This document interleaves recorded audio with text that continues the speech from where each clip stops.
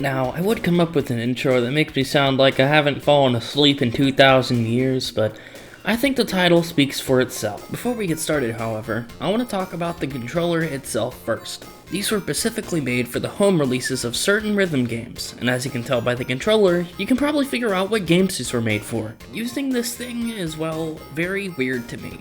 If I were to describe how it is stepping on it, it's like stepping on aluminum foil, but if the foil felt like smooth plastic, and it sounded like a crumpled up bag. That's basically what it was.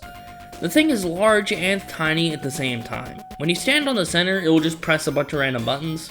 I'm not sure if that's a common problem with these, but maybe that was just how mine was. For this video, I'll be using the one for the Wii here. It functions like a GameCube controller, so it will work perfectly fine.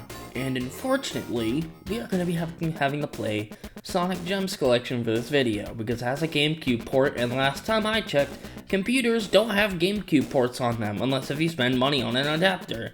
And I did not want to spend more money than I already have. If you're interested, I left an unlisted video of my full run in the description, so if you want to watch it, feel free to do so.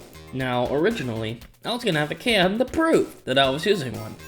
However, a certain someone ruined that for me. I wonder who could have possibly have done that. It's definitely not a celebrity at all. Who's responsible for making children's shows? No, definitely not one of those people. Definitely not. For this run, I picked Knuckles mainly. Not only because I was used to him, he has a spin dash, and he also has a glide, which may be useful later on. Stage 1 wasn't really difficult, as it was the first stage, but it was basically like an 8-hour flight to one button to another. So for example, because I mainly stayed on the left side of the DDR pad, I'd have to wait 8 hours just to press the other button on the other side. Because no, I was not using my feet for this controller, because like I mentioned earlier, all the random button presses that constantly happened. But he was fine overall. Then Amy was next, and the only really thing that bothered me were the hammer moves. Because constantly, whenever I'd get hit by one, it always prioritized her moves over than mine. Which was great, because that means most of the moves I attempted failed. However, the main problem was that I couldn't tech. Now, for teching in this game, you need to press all 3 buttons at the same time in the air. Pretty easy, right? Now, as you might know, a DDR pad like this did not have 3 buttons.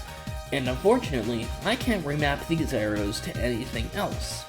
And because I only had 2 buttons to work with, that means I lost the barrier button, which was horrible. But thinking back, I really think I should have replaced the B button or the kick button with, a barrier instead, because that probably would have helped me a lot. But after recording something for 30 minutes long, I don't think I can go back and record it again anyways. Our first main roadblock was Bark, because Bark, as you might know, does a lot of damage, specifically with the first part of his moves. He does Scissor Punch, that does like about half my health bar, so that means that round was basically a complete waste of time.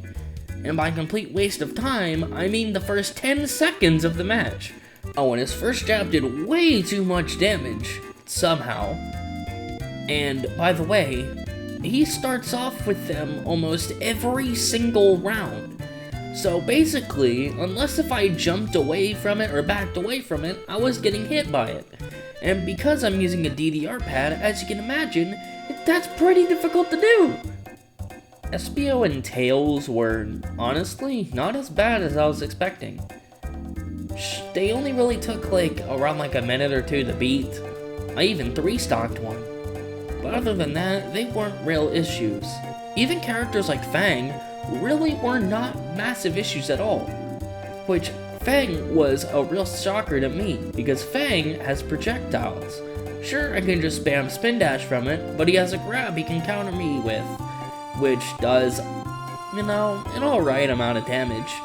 But if he grabs me basically 3 times, I die. After Fang was our other roadblock.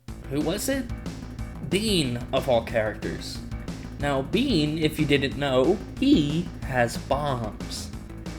Now, that may not seem too bad, but he has air bombs and triple bomb toss, which are horrible. One, because he always uses them, usually when I'm charging up a move. which sure is common sense. But that means I basically can't even hit the dude. So if I'm like 5 yards away from him, the round's his at that point. So I have to get as up close as possible and try to move forward as quickly as possible. And as I've mentioned before, with me pressing the arrow buttons, that's pretty difficult to do. So, as you can imagine, I failed at this level for quite a long time. Which was really great. That's multiple minutes of my life I'm never gonna get back. And then you have Sonic, which he was basically just a worse version of Bean, but he still did cause some issues. Mainly with volley toss, and a lot of other moves caused many issues. Because unlike other computers in this game, his AI is actually pretty smart. But after defeating Sonic after a little while, we then reached the final roadblock of the run. And if it wasn't obvious, it's Metal Sonic. Now, instead of explaining myself on how difficult it is to, beat the dude with a DDR pad, I made a fun little montage for you guys to look at. So, I hope you enjoy it.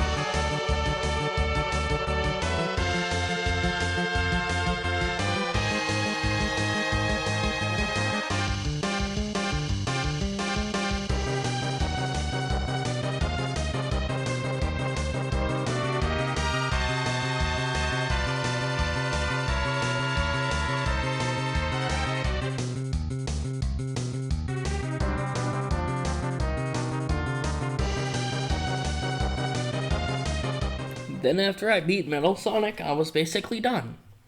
So, do I recommend you playing Sonic the Fighters with a DDR pad? No. Absolutely not. Don't waste your time like I did. I'm only doing this for shits and giggles on the internet, which is for a video that'll probably only get 5 views max. Oh, what's that? I forgot to include Mech Eggman's fight? I'm not even gonna bother showing it because of how horrible it was. Okay, fine, I guess I'll show it then. As you can tell by this footage, he was pretty easy to do since all I had to do was spam one button multiple times. I wonder where I heard that line before.